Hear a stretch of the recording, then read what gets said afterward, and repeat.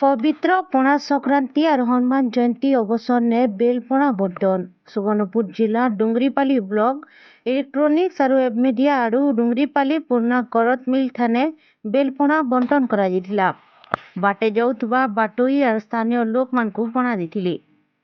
इथिने सेवा फाउंडेशन रो आवाहक विभुदत्त विश्वाल और नीता पटेल कलीम खान शिव बुड़ेकर संगे सदस्य माने जोग दे करी पणा बंटन थी सहयोग करथिले।